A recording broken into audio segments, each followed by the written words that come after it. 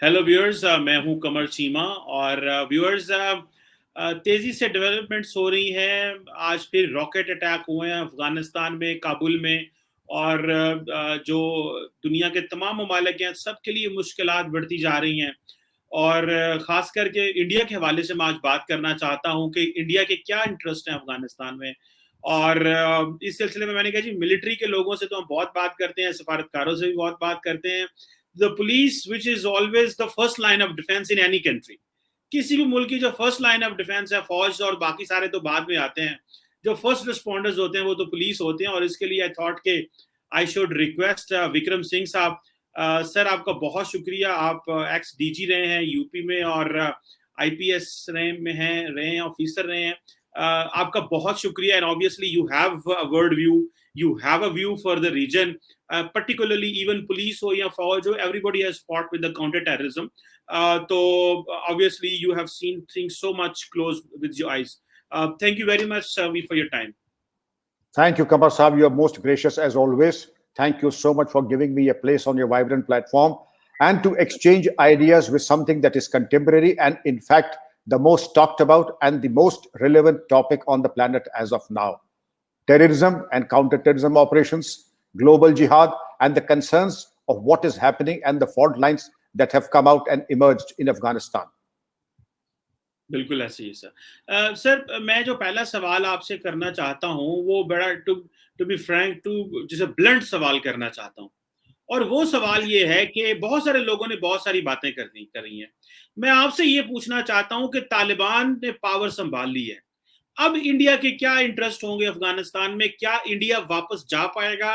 कैसे जा पाएगा? How do you see that? आपकी कैलकुलेशन क्या कहती है? आपने जो रीडिंग की है अपने पॉलिसी मेकर्स की, वो क्या कहती है? और जो आपने इंटरनेशनल और जो रीजनल पॉलिटिक्स में इतनी तेजी से तब्दीलियां होती देखी हैं, आप क्या कहते हैं उसके बारे में? कमर साहब, एक ऐसे स्ट्रेट फॉरवर्ड सवाल का स्ट्रेट फॉरवर्ड ही जवाब हो सकता है।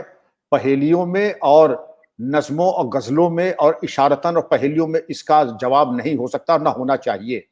आपने बड़ी माकूल बात फरमाई है कि अगर तालिबान ने कब्जा कर लिया है तो आगे के इम्कानात क्या हैं। आगे के इम्कानात काश मैं आपको बता सकता, लेकिन अगर हम इसके बारे में गौर करें, इम्कानात नंबर एक कि तालिबान को हम विश अवे कर दें, ये मुमकिन नहीं है। सारी दुनिया के जो ममालिक हैं और खासकर जो बड़ी कंट्रीज हैं, G7 को तो छोड़ दीजिए, ऐसी कोई कंट्री ढूंढना मुश्किल है जो तालिबान से राब्ता न करना चाहती हो। और आज से नहीं, 25 साल पहले हार्वर्ड यूनिवर्सिटी ने एक किताब शाया की थी, और आप चूंकि इसमें बहुत ज्यादा दिलचस्पी रखते हैं, the foreign policy of the Taliban. Harvard ने अगर 25 साल पहले फॉरेन पॉलिसी ऑफ तालिबान निकाली थी, वक्त आ गया है कि तालिबान के जहन में क्या चल रहा है ये जानना सबको बहुत जरूरी है। उन्होंने अपने पत्ते बिल्कुल अपनी छाती से लगा के रखे हैं और खुलासा नहीं किया है कि इनकी प्रायोरिटीज हैं क्या। लेकिन अभी तक जितनी बातें सामने आई हैं बहुत धीमे धीमे आ रही हैं कि वो चाहते हैं कि तालिबान 2 का नजरिया और उनके बारे में जो नजरिया है, उनके बारे में जो ओपिनियन है, तालिबान 1 से बिल्कुल अलग हो, एक लिबरल तालिबान की तरह हो। और अभी तक इंडिया के पास उन्होंने भले ही कोई पेशकश न की हो, लेकिन ये कहा कि कश्मीर वो उनका अपना मामला है। इसके अलावा अगर आप ये देखें कि जो इमदाद दी है हिंदुस्तान ने अफगानिस्तान को $3 बिलियन की, उनके डेवलपमेंट के लिए उनके स्पोक्सपर्सन ने यह कहा हम उम्मीद करते हैं कि हिंदुस्तान उसको पूरा करेगा। ये कह देना तो कमर साहब बड़ा आसान है, लेकिन पूरा कब होगा, कैसे होंगे, उसकी मोडालिटीज क्या होंगी, और इस चीज में ये देखना होगा कि उसमें खतरे क्या है। और हर चीज में ऐसे 4 चीजें होती हैं: strength, opportunities, weakness and threat. जो स्वॉट एनालिसिस होती है उसको अगर आप करें तो सबसे अच्छी पोजीशन आज की तारीख में पाकिस्तान की है। पाकिस्तान के बाद चाइना की है, चाइना के बाद टर्की की है, टर्की के बाद ईरान की। मैं समझता हूं कि अगर इसकी नंबरिंग न भी करें, लेकिन इनके अलावा बाकी जो मुल्क है, चाहे वो अमेरिका ही क्यों ना हो, इंग्लैंड ही क्यों ना हो, जर्मनी ही क्यों ना हो, ये सब इस वक्त जो है इबादत के मोड में हैं और सोचे किस तरीके से अफगानिस्तान की जो मुश्किलात हैं वो इबादत करके निकलें, या कोई नजूमी के जरिए या किस तरह के इंतजामात से, टेक्नोलॉजी से, या सब मिला करके करें। हकीकत यह है कि जो उन्होंने अमेरिका ने और अमेरिका को जो शर्मिंदगी उठानी पड़ रही है और अन्य जो एडवांस कंट्रीज है, सो कॉल्ड टेक्नोलॉजिकली, कमर साहब, जो उनको शर्मिंदगी आज उठानी पड़ रही है, तो छोटे मोटे कंट्रीज को तो भूल जाएं। अफगानिस्तान की एक अजीब सी एक ज्योग्राफी है, और उस ज्योग्राफी में यह कि 6 मुल्कों से घिरा हुआ है, और अगर किसी को अफगानिस्तान में जाना है, रसद पहुंचानी, फौज पहुंचानी, तो खैबर दर्रा पाकिस्तान के जरिए ही जा सकता है, और बिना पाकिस्तान की इजाजत और रजामंदी के ये मुमकिन नहीं है। तो इसलिए अगर आप देखें तो इसमें तमाम चीजें हैं कि एक wheels in wheels and wheels and wheels. तो हिंदुस्तान के लिए दिक्कतें तो है, इसीलिए हमारे फॉरेन मिनिस्टर बहुत ज्यादा ओवर ड्राइव पर हैं और तमाम लोगों से उनके डायलॉग चल रहे हैं, और डायलॉग इसीलिए चल रहे हैं कि एक बात, बावजूद इसके कि हम सिक्योरिटी काउंसिल के लिए 1 महीने के लिए उसके सदर हैं, लेकिन इसके क्या फायदे इस इलाके में पहुंच सकते हैं, यह गौर करने वाली बात है। आज के जो हालात हैं, इट इज एनीबडीज गेम। 2 धमाके आज हुए, इसके अलावा अमेरिकन का और धमाके के इम्कानात हैं, और इन तमाम चीजों के बाद आप ये देख सकते हैं कि क्या गवर्नमेंट 75,000 लड़ाके तालिबान के हैं, तो जो काम अफगानिस्तान फोर्सेस के 3.5 लाख ना कर पाए तालिबान, और बैटल फटीग बड़े जल्दी सेटल हो जाती है कमर साहब। आज 1 हफ्ते में अच्छे से अच्छे सूरमा थक और बैटल फटीग आने लगती है, रसद रन आउट होने लगती है, फिर आदमी में फ्रस्ट्रेशन शुरू हो जाता है। अभी तो जज्बा है और जोश है, लेकिन जज्बा और जोश जैसे आता है वैसे उतर भी जाता है। ये बुखार, ये मियादी बुखार की तरह है कि जीत की फतेह और उसकी बुलंदी वो रहती है, मान के चलिए 15 दिन, 16वें दिन से ये देखना पड़ेगा कि हमारे रीइंफोर्समेंट्स कहां से आएंगी, कारतूस कहां से आएंगे, बाकी जो गोला बारूद है वो कहां से आएगी, खाना दवाएं कहां से आएंगी, ये जो सवाल है इसका जवाब कैसे आएगा। लेकिन जो जियोपॉलिटिकल सिचुएशन आ गई है उसका एक पहलू तो ये है अमन, दूसरी चीज है कि अफगानिस्तान और उनके आवाम, खासतौर पे खवातीन और बच्चों, उनका इलाज और उनकी सलामती, और तीसरी ग्लोबल जिहाद। और ये जो इसके बारे में ये एक खबरें आ रही हैं उड़ती उड़ती कि अल-कायदा, ISIS और इस तरीके के लोग जमा होकर के और फॉरेन टेररिस्ट मिल करके क्या इनके जरिए किसी तरह के हमले हो सकते हैं। पाकिस्तान के कुछ यूट्यूब के कुछ जिम्मेदार प्रश्न नहीं, लेकिन यूट्यूब के कुछ लोगों ने यह कहा है हम उनके जरिए, तालिबान के जरिए, उनके लड़ाकों के जरिए कश्मीर पे कब्जा करेंगे। ये तो खैर बहुत गैर जिम्मेदाराना है, इसके हम शो के दौरान इस पे हम लोग तस्करा करेंगे कि इसके बयान में, लेकिन कोई चीज हवा में नहीं होती है। अगर किसी ने कहा है यूट्यूब के चैनल पे तो उसके क्या मतलब हो सकते हैं, उसके फार रीचिंग कॉन्सिक्वेंसेस क्या हैं, इसमें क्या पॉसिबिलिटी है, इसके बारे में कमर साहब मैं जरूर चाहूंगा कि आपसे जरूर इसको डिस्कस करें। बिल्कुल, ये जो आप सवाल कह रहे हैं, ये जो खातून का सवाल था, उस हवाले से वो जो बात उसने की कि जी हम तालिबान कश्मीर में जाएंगे और वो सारा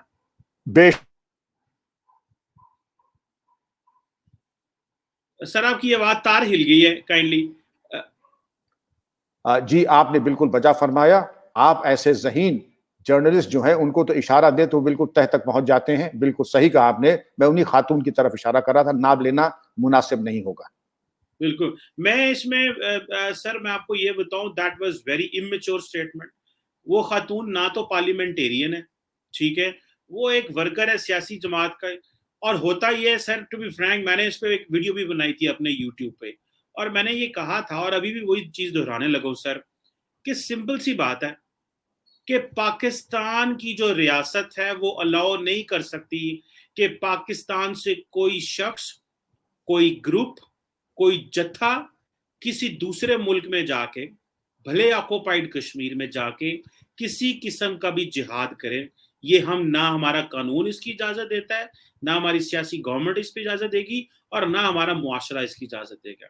माजी में बहुत कुछ हुआ है, मैं उसको रिपीट नहीं करना चाह रहा, लेकिन जो स्टेट पॉलिसी है मैं उसकी बात कर रहा हूं। और वो जो खातून ने बात की थी, हमारा प्रॉब्लम यह है कि उस खातून को तो छोड़ें, बहुत सीजन्ड एंड सीनियर जो लोग होते हैं वो भी इस तरह की बातें कर देते हैं। मुझे याद है, बल्कि मैं फॉरगेट खातून, मैं एक इंडिया की भी मिसाल देता हूं आपको, कि लगता है ऐसे जैसे इस तरह के लोग हर जगह मौजूद हैं।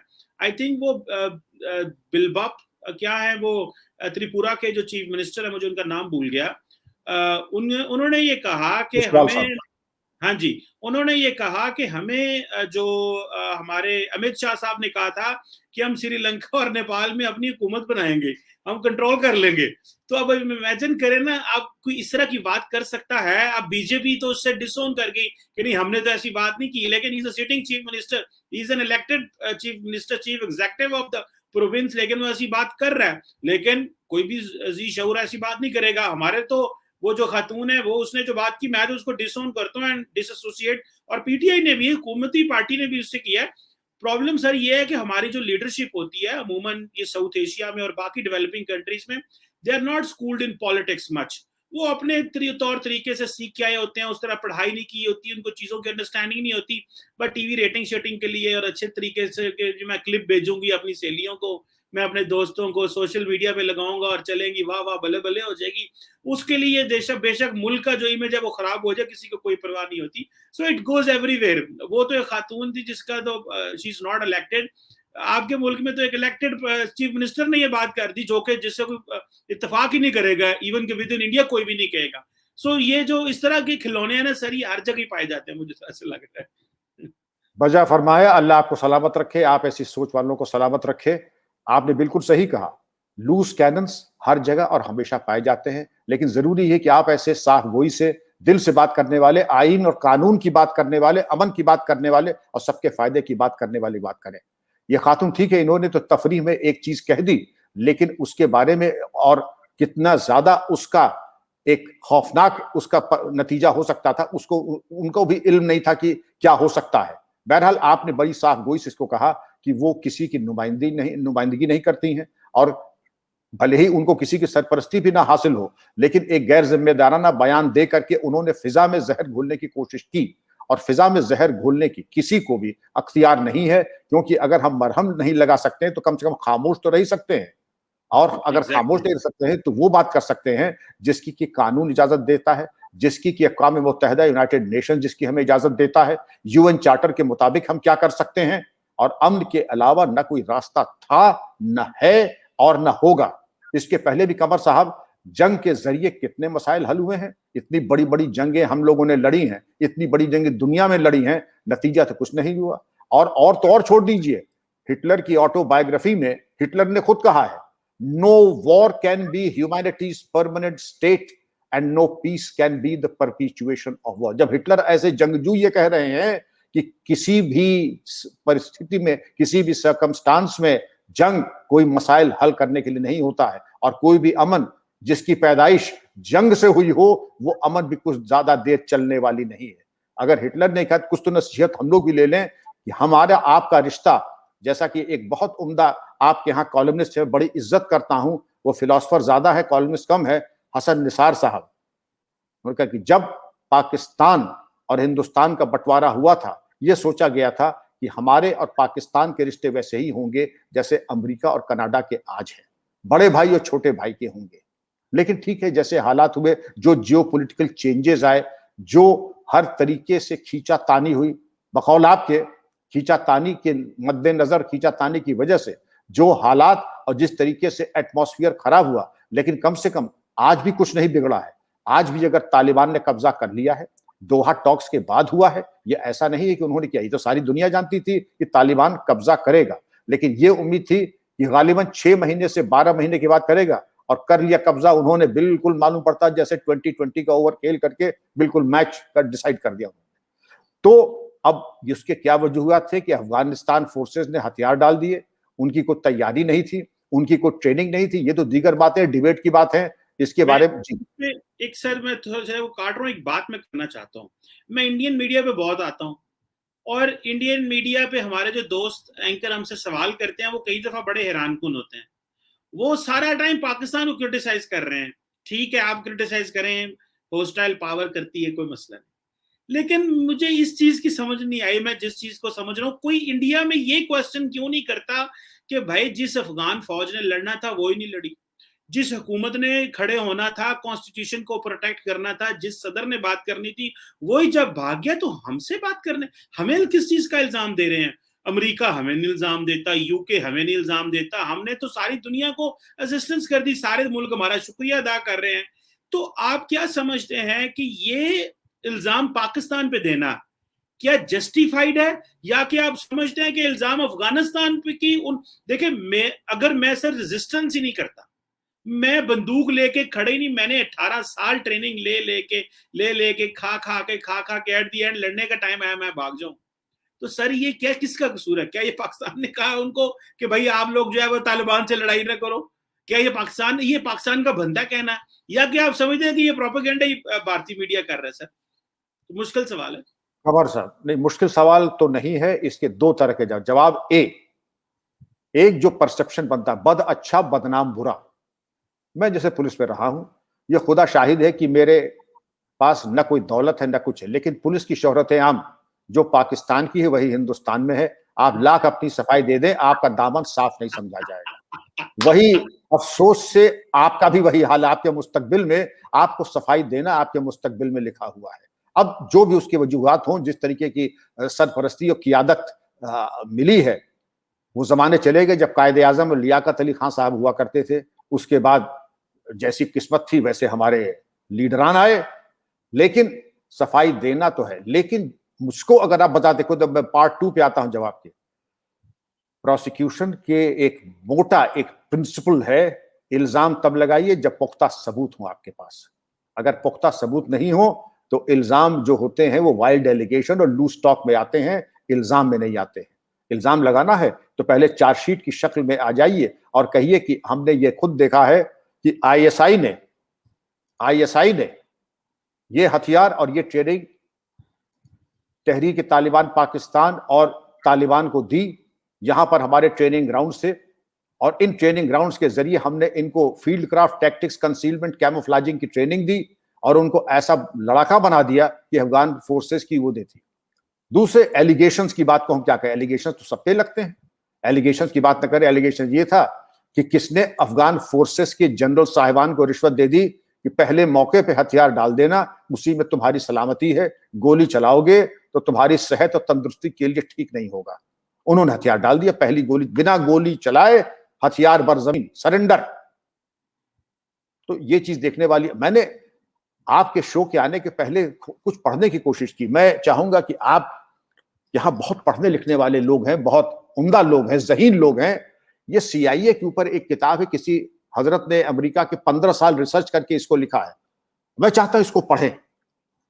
इसमें कोई इल्जाम नहीं है, लेकिन पाकिस्तान की प्रोफेशनल कॉम्पिटेंस को कि आज आईएसआई, क्योंकि मैंने तो बड़े दौर से आईएसआई को देखा है। आईएसआई को तब भी देखा है जब आईएसआई 40 साल पहले क्या थी, और आज आईएसआई क्या है कि सीआईए, केजीबी, MI5 सब लोहा मानते हैं एसआईए का। तो जाहिर है कि आईएसआई ने अपनी तैयारी, अपनी रियाज, अपने हथियार ऐसा पुख्ता कर लिया है, अपने इंतजामात इतने पुख्ता कर लिए हैं तालिबान की नेमिंग के लिए कि नाम क्या रखें लड़ाकों का, उनका नाम क्या रखें, इसके ऊपर हमें आपको किसी का नाम रखना है, अरे भाई कुछ भी रख लो, अल्लाह के 100 नाम में कोई भी 1-2 नाम निकाल करके कोई भी जो ठीक लगे, बोलने में आसान हो बोल दो ना। उन्होंने जा करके सर्वे किया अफगानिस्तान में। जब बात तालिबान की आई तो लोगों ने सर्वे में कहा तालिबान बड़ा चाहे मदरसे के लोग हैं, ये दीनी बातें करेंगे, इल्मी बातें करेंगे, ये कुरान पाक की बात करेंगे, ये खुतबा हिज्जतुल विदा की बात करेंगे, ये सीरतुल नबी की बात करेंगे, तो नाम तालिबान ऐसे आ गया। तो देखिए, आप गाली गलौज तो बहुत कर सकते हैं, लेकिन ये आपको रिस्पेक्ट देनी पड़ेगी कि इन्होंने जब दुनिया सो रही थी तो ISI over time they were running the extra mile, और इसीलिए आज आईएसआई मानी जाती है। लेकिन अगर मैं कहता हूं कि आईएसआई से ट्यूटोरियल लेना हो, कोई गलत नहीं, ट्यूटोरियल सबको लेना चाहिए, लेकिन आज देखना होगा, क्योंकि आज टेक्नोलॉजी के जिस दौर में हम आ गए हैं, कोई चीज कमर साहब छुपती नहीं है। अगर जो चीज हम जबान से कुछ कह दें, हम ये कह दें कि साहब हमने इनको ट्रेन नहीं किया है, ये नॉन स्टेज एक्टर्स हैं, ठीक है, हम कह तो सकते हैं।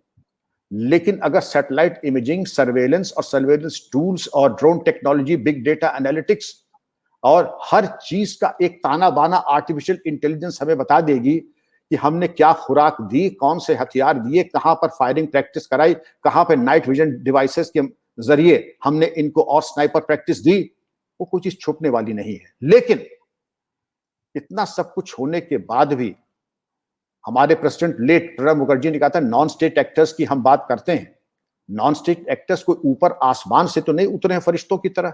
आखिर कहीं ना कहीं उनको पालना पोसना, कहीं उनका पालना है, कोई परवरिश, कोई उनकी ट्रेनिंग होती है। इन सवाल के जो जवाब हैं वो हम सबको देने होंगे। आपने जिस अमन की बात की, संजीदगी की बात की, फराश दिली की बात की, दानिशबंदी की बात की, उसके लिए ये सबसे जरूरी है कि हम तकसीर, आपने कहा पहले गलतियां हुई, ये ठीक है, जरूर हुई होंगी, लेकिन कम से कम अब हम ये कसम उठा लें कि अब ऐसा कोई काम नहीं करेंगे जिससे कि अमन मुतासिर हो, जिससे कि जो है आगे वाले नस्लों के और उनका मुस्तकबिल उसके ऊपर क्वेश्चन मार्क लगे।